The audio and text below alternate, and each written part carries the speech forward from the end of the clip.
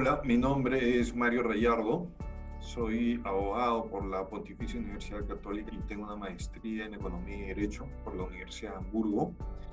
Soy profesor también de Análisis Económico del Derecho en la Pontificia Universidad Católica y también en la Universidad del Pacífico. También trabajo en el estudio Payer, Rey, Cao y Pérez, del cual soy socio.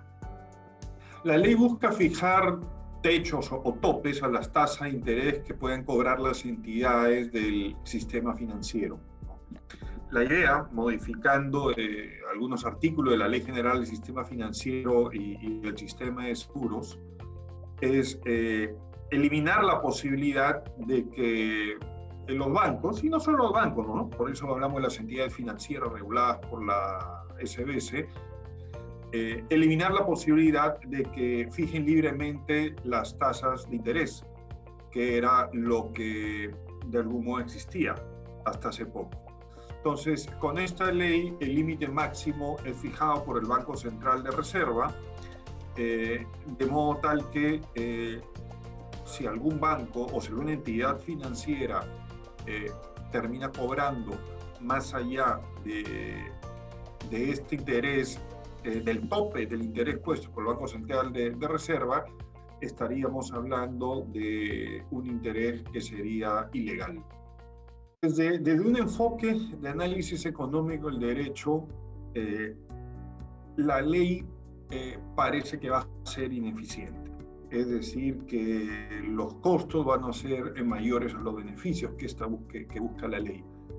Sin duda, en una primera impresión, pareciera que es bueno que los bancos no cobren lo que quieran, ¿no? Y hemos escuchado nosotros durante mucho tiempo la palabra de que las entidades financieras abusan de los usuarios con los intereses que cobran en las tarjetas de crédito o en los préstamos en general que dan. Sin embargo, lo que hay que tomar en cuenta es que cuando una entidad financiera da un crédito, lo que está realizando es una actividad económica de lucro, es decir, no están regalando dinero, es una empresa como una bodega o como una tienda de zapatos. Un banco también es una empresa y por lo tanto, es más, es una empresa, además, ojo, que utiliza dinero ajeno, es decir, el dinero que capta de los ahorristas. Por lo tanto, es una empresa mucho más regulada, o es el tipo de empresa, una de las empresas más reguladas que existen en el país. Entonces, lo que hay que tomar en cuenta es, como realiza una actividad económica, y como toda actividad económica conlleva riesgos, y ojo que aquí, al estar usando dinero de los ahorristas, hay el riesgo de que pierdan incluso el dinero de los ahorristas, es decir, el negocio de un banco es básicamente captar dinero de los ahorristas, pagar un interés y colocar ese dinero para prestarlo a un interés más alto. Ese es el negocio básico, digamos, de un banco, la diferencia entre el interés que paga el ahorrista y el interés más alto que cobra por prestar ese dinero. Cuando presta el dinero, el banco está asumiendo un riesgo, sobre todo si es dinero no respaldado en una garantía, en hipoteca o en algún tipo de garantía mobiliaria.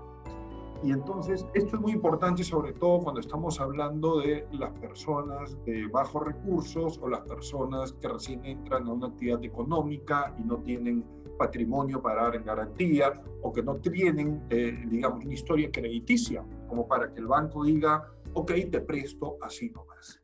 Entonces, el riesgo de la actividad financiera es entregar el crédito, que este dinero no le sea devuelto, ¿ok? ¿Y cómo los bancos o cómo las entidades financieras manejan ese riesgo? Puede parecer injusto desde una perspectiva tal vez moral o política, pero es curioso cómo empresas o personas con un bajo nivel de riesgo pagan menos interés. ¿Por qué? Porque es mayor la probabilidad que terminen pagando el crédito. Si te dan una hipoteca, la hipoteca suele tener intereses bajos en relación, por ejemplo, a un crédito de consumo, porque si uno no le paga al banco, el banco tiene ese inmueble para cobrarse. ¿Qué pasa si va una persona que es, digamos, de bajos recursos, que no tiene una historia crediticia, que no tiene patrimonio? Aumenta el riesgo de que el crédito no sea pagado. Entonces, de algún modo, lo que hacen la tasa de interés es resolver esa asimetría de información. El banco no puede tener certeza de si el deudor le pagará o no el crédito. Por eso, lo que hacen de algún modo es mitigar ese riesgo poniendo un interés más alto. De ahí que cuanto más riesgoso sea eventualmente que le den el crédito a una persona, bueno, si es una persona, digamos, que tiene una comprobada historia de deudor, ya patológico, histórico, lo que sea, bueno, no le van a prestar. Pero a veces hay buenas personas, y la gran mayoría de personas lo son, que necesitan un crédito y no tienen algo para dar en garantía, o no tienen una buena historia crediticia, o no tienen historia crediticia, por favor, están entrando al mercado o ganan muy poco. Ese riesgo los bancos lo cubren justamente con la tasa de interés. Y el problema que se da cuando se da esta ley que pone un tope a la tasa de interés es que termina perjudicando justamente a aquellas personas de menos recursos, las personas que no tienen bienes para dar en garantía, las personas sin historia crediticia. ¿Por qué? Porque el banco, al tener un tope a la tasa de interés, están poniendo un tope al modo como el banco va a asumir ese riesgo. En consecuencia, más o menos en resumen, esto significa que a los más pobres no les van a dar crédito. O sea, va a reducir, mejor dicho, el número de personas pobres o el número de personas sin patrimonio para dar como garantía o el número de personas sin historia crediticia que van a recibir créditos. ¿Por qué? Porque los bancos ya no van a poder cobrar una tasa de interés que mitigue de algún modo ese riesgo, esa especie de indemnización anticipada o cobro anticipado. Es interesante cómo según el mismo Banco Central de Reserva, que ya fijó la tasa en 83.4% como máximo, ha dicho que esto va a reducir en 25% el número de beneficiarios de los créditos de consumo, especialmente dado por aquellas entidades de microfinanzas, ¿no? En resumen, esto significa que el 25% de los pobres van a tener menos créditos. Esto no va a afectar a los más ricos, no va a afectar a la clase media con historia crediticia, a la clase media con patrimonio, menos a las empresas con patrimonio, va a afectar a los más pobres. Un cuarto, digamos, los más pobres van a tener menos acceso a los créditos de consumo. Y vean que de esos créditos de consumo, 75% de esos son menores a 4.400 soles. Entonces, esas es justamente las personas que se van a ver afectadas. Ok, van a pagar menos interés, sí, pero se va a reducir el número de personas que van a tener acceso a ese tipo de créditos. La Superintendencia de Banca y Seguros calcula que son aproximadamente 1.200.000 personas cuyo riesgo crediticio se termina valorando en más de 83.4%, que es la tasa de interés máxima que ha fijado el BCR en la línea de esta ley. En otras palabras, estamos hablando de potencialmente 1 millón de peruanos que no van a calificar para tener el crédito y que podrían poder pagarlo. Sí, van a pagar un interés mucho más alto, pero les van a dar el crédito. Como los bancos, repito, utilizan dinero ajeno, es decir, dinero que no es suyo, dinero de los ahorristas, tienen que cuidar ese dinero y tienen que cuidar que ese dinero no se pierda. ¿Y cómo lo van a cuidar? No dando el crédito a aquellas personas que consideran que tienen un riesgo más alto de pagar. Y por último, creo que es importante tomar en cuenta, por ejemplo, compararnos con Chile y Colombia, donde también se han puesto tasas máximas. Sí, pero ¿por qué allá sí y acá no? Bueno, tal vez pueda seguir la discusión de si es necesario poner alguna tasa máxima, ¿ok? Pero hay que tomar en cuenta, si nos comparamos con Chile y con Colombia, que en esos países es de 1.5 la tasa corriente de consumo, mientras en el Perú es más o menos el doble.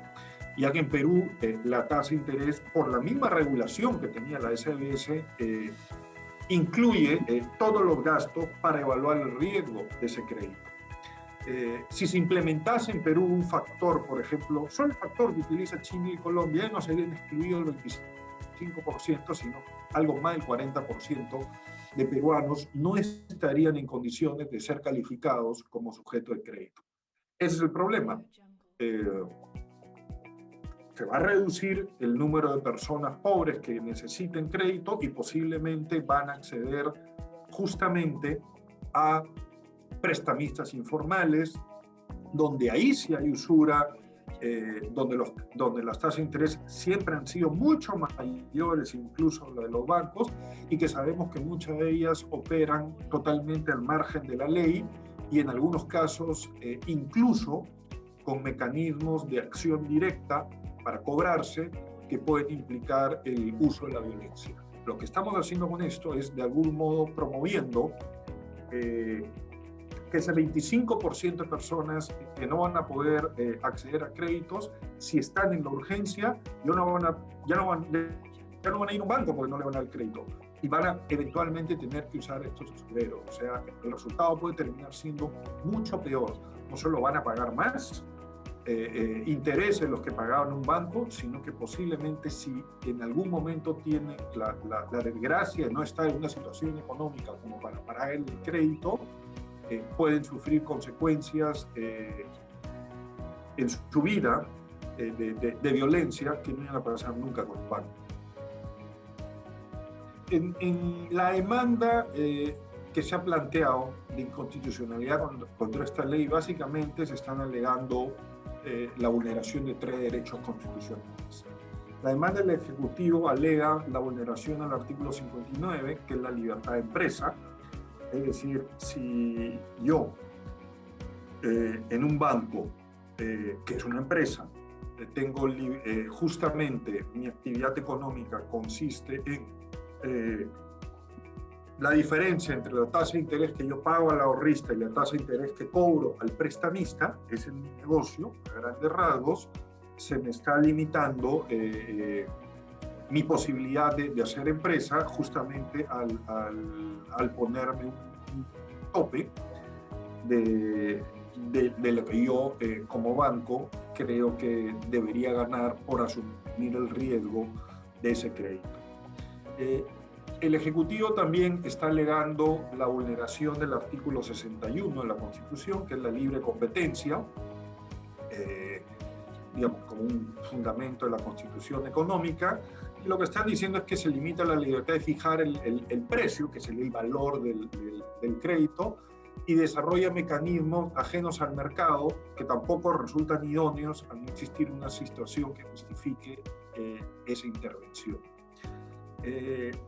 También se está alegando en esa demanda la vulneración del artículo 62, que es el derecho a contratar, porque vulneraría la autonomía de los individuos para desarrollar libremente su derecho a contratar. ¿Por qué?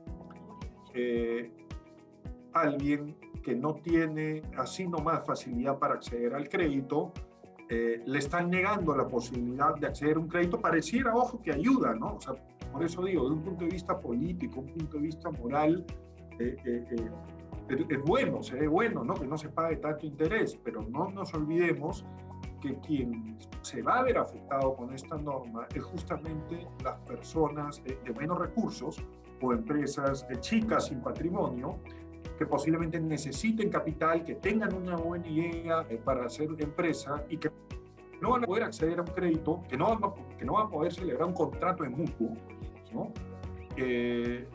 Porque su riesgo crediticio lo lleva a que el banco tenga eventualmente que no dar el crédito, ¿no? No es que el banco va a ser libre de dar los créditos, por supuesto, pero los bancos que tienen criterios para decidir con quién contratan, ¿no? Al limitarle los criterios económicos de contratación, no van a decidir asumir ciertos riesgos, como darle, por ejemplo, préstamos a gente muy pobre, ¿no? También se está alegando en esa demanda la vulneración del artículo 87, que es la obligación del Estado de fomentar y garantizar el ahorro. Se dice que esto va a perjudicar a los ahorristas, ya que se va a reducir la oferta crediticia y con ello los retornos a los ahorristas. En otras palabras, esto también es interesante. Si los bancos van a ganar menos por los intereses, entonces debería verse reducido digamos, el ingreso de los bancos. Como consecuencia de eso, podría darse una tendencia, hay que ver qué tanto esto se va a cumplir o no, esta predicción se va a cumplir o no en la práctica, pero podría darse una tendencia de que baje aún más el ya bajo interés pasivo, es decir, el interés que se paga a los ahorristas. Es decir, si mis ingresos bajan, los ingresos que yo le cobro digamos, a los deudores que quieren un crédito, si como banco bajan mis ingresos, posiblemente voy a tener que yo bajar también un poco más la tasa de interés pasiva, que es lo que le pago a los ahorristas, ¿no? Esas digamos, a grandes rasgos, los derechos constitucionales que se está delegando en la demanda planteada por el Poder Ejecutivo. A ver, esto es algo que hace mucho tiempo se viene pidiendo en el país, que es que haya más competencia en el mercado. Y no es algo sencillo, ¿no? Porque no es como permitir que así nomás abra una tienda, pues, de ropa, ¿no? O una librería. Cuando estamos hablando de abrir un banco, estamos hablando de abrir una empresa que va a captar dinero de las personas, ¿no? Y que van a manejar mucho dinero ajeno. Entonces, eso lleva a que los bancos sean empresas bastante reguladas. Por lo tanto, es una paradoja, ¿no?, entre cómo hacemos para mantener la regulación de los bancos de modo tal que puedan hacer sus actividades sin arriesgar tanto el dinero ajeno de los ahorristas, y por eso existe una regulación que cuida además también a los consumidores, a los usuarios de los bancos, pero ¿cómo hacemos para mantener esta regulación fomentando al mismo tiempo el ingreso de más actores al mercado? En resumen, el ingreso de más bancos, ¿no?, para empezar. De modo tal que al haber más competencia entre bancos, debería haber una presión a la baja de la tasa de interés.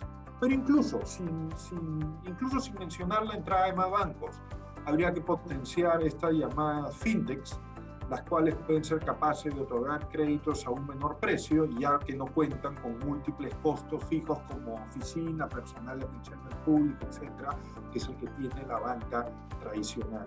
En resumen, si nosotros potenciamos estas financieras tecnológicas o virtuales, lo que podemos estar haciendo es reducir los costos de los bancos o de las entidades financieras, tal que pueden traducirse al bajar tus costos también en una menor tasa de interés activa, ¿no? Puedo ganar yo una buena cantidad de dinero bajando la tasa de interés activa que voy a cobrar, porque bajan también los costos, ¿no? Habría también que potenciar en esa misma línea la banca móvil, el llamado Open Banking, que van más o menos en la misma dirección, ¿no? Y con la paradoja de que hay que regularlos, ¿no?, para que, por supuesto, no se cometan excesos, para que el riesgo de usar el dinero ajeno se vea reducido, pero creo que de todos modos el fomentar las fintechs, la banca móvil, el open banking, el costo de esa regulación, porque no solo regularlos cuesta, sino supervisar el cumplimiento de esa regulación cuesta, creo que va a ser menor, ese costo de regulación y de supervisión y cumplimiento de la regulación va a ser menor al beneficio de que termine bajando la tasa de interés activa, que es lo que finalmente pagamos los que pedimos un préstamo a un banco. Creo que la solución va por ahí.